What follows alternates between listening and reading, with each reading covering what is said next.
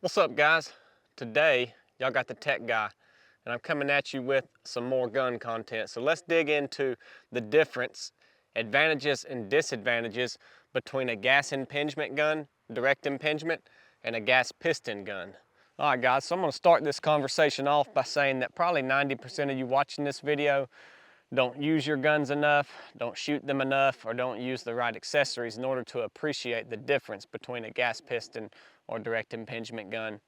But there are some of you that do, and there are some of you out there that are just gear junkies and you just want to know and have the best everything out there, even though you're not actually going to use it. And that's fine. So this video is for you guys, if that's you. So I've got two guns we're going to be shooting today. One is a Daniel Defense direct impingement gun, 16-inch barrel. Basically very similar to this gun, except this is a gas piston gun. This one is made by Adams Arms. And so when I began shooting with a suppressor, I realized how dirty my other guns were getting. And I thought, dang, this sucks, man. I'm gonna have to clean these things, every 500 rounds or something, because it's blowing so much more gas back into the chamber and also back into your face, which is unpleasant. And so I got this Adams Arms and I thought, man, this is awesome, because the gas piston, the way that it functions, it keeps all that gas out of your face and it's blowing it away from you, which is, one of the benefits we'll get into when we're talking about the difference in these two in a minute. But I want to talk for a minute just about the Adams Arms. Just as a company in general, they stand behind their product, and that's something that I appreciate. Some of these companies sell a really cheap product and they stand behind it, but it's like, man, you go buy a site, maybe a Red Dot or something, and they have a lifetime warranty, but you're having to get 3 or 4 of them, and it's like, well, the product sucks. I don't care how good your warranty is. So you have to have a good product and you have to have a good warranty. And I think Adams Arms does that, and they stand behind their products. If anything goes wrong with the gun, they'll replace it at no cost to the customer, so that's really nice. One thing I like about Adams Arms is their price point. This is the P2 model, and I think it goes for around $1,500 or $1,600. They've got sales going on regularly, so that price may vary. But it's a great price point, especially for a gas piston gun. These guns can run up in the $3,000–$4,000 range easy, depending on what brand that you go with. And you think, well, okay, I'm kind of on the lower end of the quality budget, budget-wise, at that price. So what am I going to be getting? That was my thought. What am I going to be getting for that price? Because that's on the lower end. But when I got this gun, I was very impressed. One, with just how it came complete. Okay, so it's got the QD points built into the rail. That's super nice. You don't have to put the rail attachment on there if you want to use a QD sling or anything like that. They're already built into the rail. It comes with flip-up iron sights from the factory. That saves you 100, 150, 200 bucks depending on what you go with. These are all metal. They're high quality. So that it comes with those from the factory. It's really nice. It comes with the ambidextrous safety that's just removed by an Allen head, if that's something you like.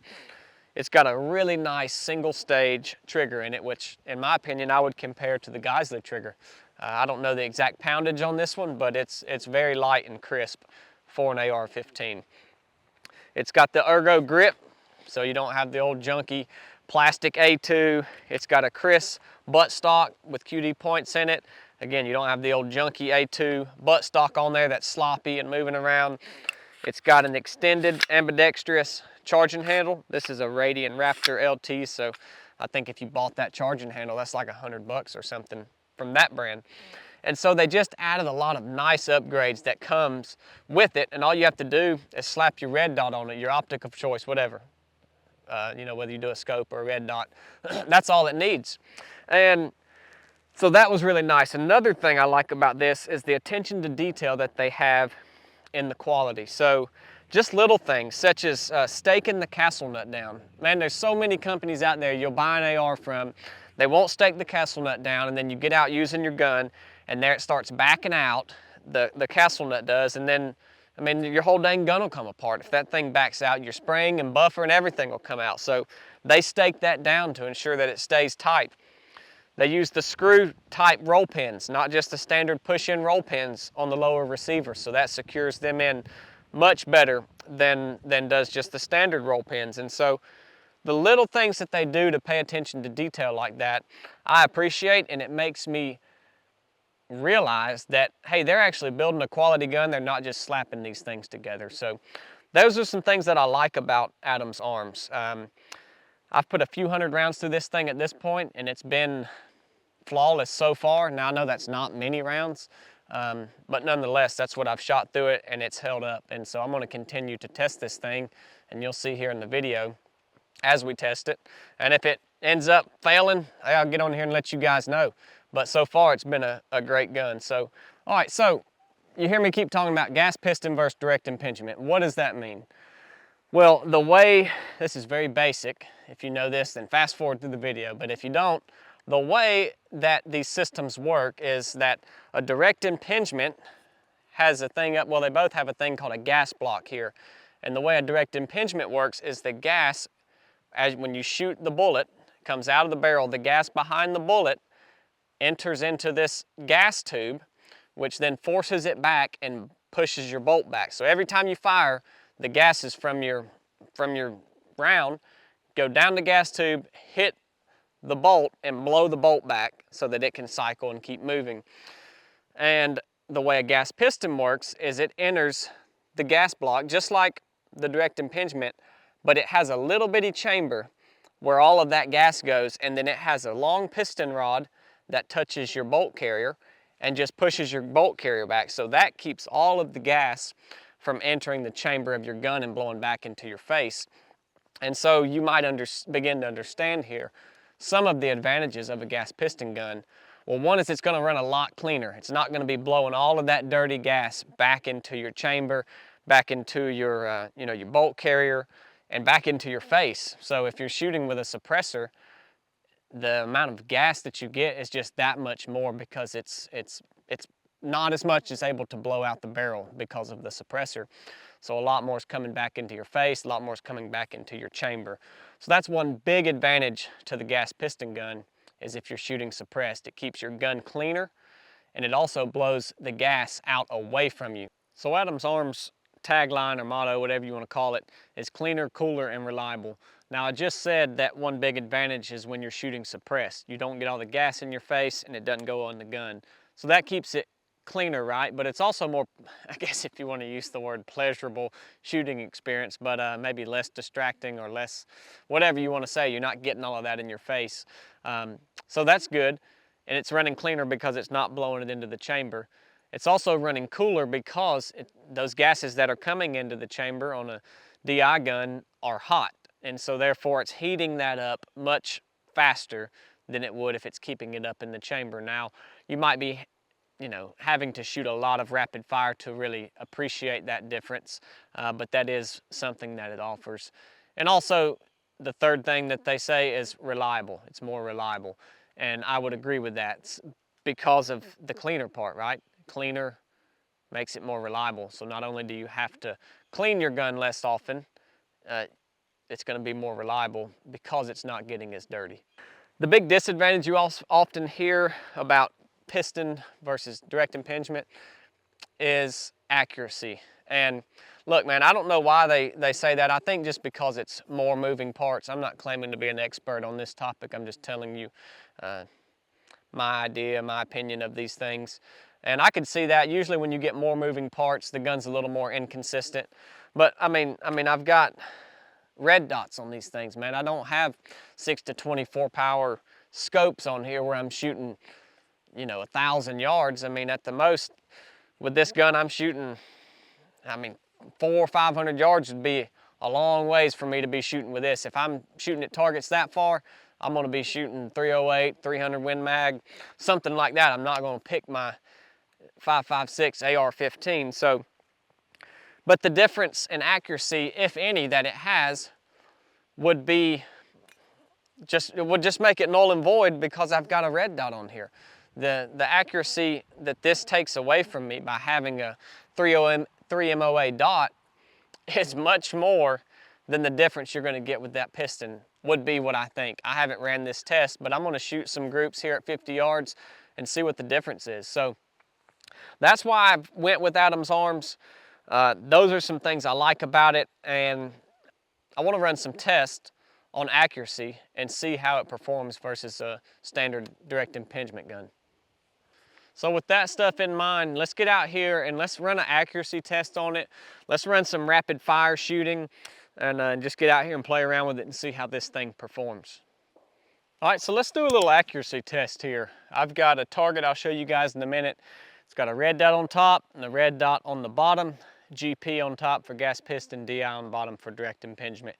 So we're not actually going for accuracy in relation to how close I'm hitting the dot. They should be fairly close to being zeroed at the distance I'll be shooting, which is 50 yards. But I want to be looking at the grouping, how tight they group. And I'm not shooting, high-end ammo here. This is just like some PMC 55 grain, but I'll be shooting the same ammo out of both guns. I'll be laying prone with a sandbag, and so there's going to be some human error. Again, we're shooting red dots, but what I want to show you guys, and what I guess my hypothesis is that my human error and the inaccuracy of a red dot is going to negate the inaccuracy or potential inaccuracy of the gas piston system and what people say. So this might not be a good test if you're trying to shoot extreme long range with it with a high powered scope. You might want to go look a review up for that somewhere else or do the test yourself.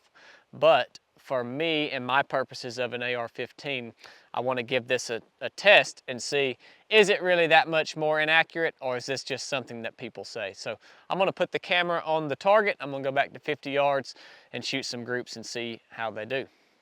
All right, here we go. First we're shooting the Adam's Arms piston gun. Again, it's 5.56 PMC ammo. We're going to shoot a 3-shot group on this top dot.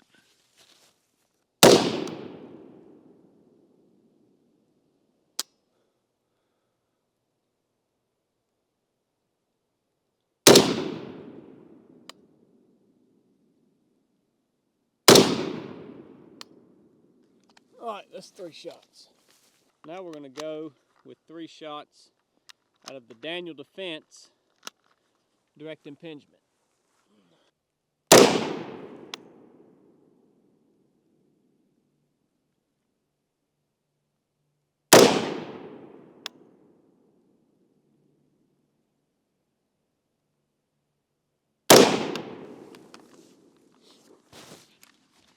All right, let's shoot one more group with each gun.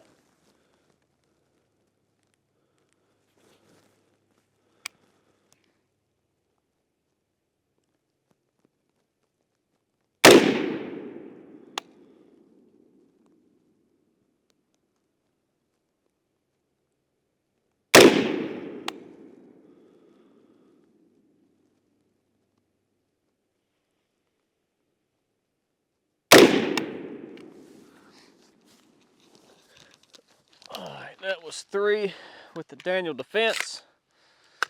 And let's shoot the Adam's Arms.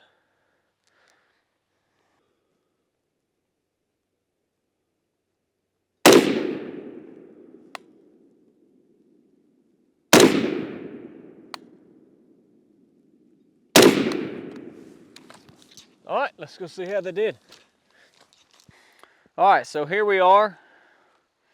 You see the top is GP for gas piston, bottom is DI for direct impingement. So I think that they're probably pretty close. The DI actually looks like it might be a little bit tighter than the gas piston with those 2 kind of flyers out to the left. I haven't measured it yet, but again, I think that the difference in accuracy is not enough for me to really take it into account. Again, this was at about 50 yards, so take it for what you will. That was a good little test. If anything, with the DI having this kind of flyer here, gas piston throwing those couple out to the left, I think they're probably pretty close. But again, you can take that for what it is. To me, if that's a disadvantage, it does not even come close to outweighing the advantage of the gun being cleaner and blowing the gas away from you, especially when you're shooting suppressed. All right, guys, so there you have it. That was just a quick little test and my personal thoughts on the difference between gas piston and direct impingement when shooting AR-15 style rifles. To just recap, my opinion, my experience, the gas piston runs cleaner. It runs cooler if you're shooting rapid fire, and since it runs cleaner, it's also more reliable. You don't have to clean it as often, and it keeps the gas out of your face and out of your gun when shooting suppressed. With the accuracy test that we saw on the target behind me here, there might be a small margin of accuracy difference between the direct impingement and the gas piston. It could be my shooting. I think it's small enough to say that it's really negligible. But again, if you had a high-powered scope, then you could run a much more accurate test, and should run a much more accurate test if you're shooting to be that precise. So I appreciate you guys watching this. Appreciate y'all tuning in. And if you got something out of the video, share it with somebody. Like it, subscribe to the channel. And if you didn't, then fine, don't do any of those things. And drop in the comments. Maybe you disagree with me on something. Maybe you have experience, or maybe there's a thought that you have on the difference between the two, because I don't claim to know it all. I don't claim to know it all, the difference between these two. The whole purpose of this video is just for me to share my experience and my opinion with you guys, and for y'all to consider. So I appreciate you tuning in, and we'll see you next time.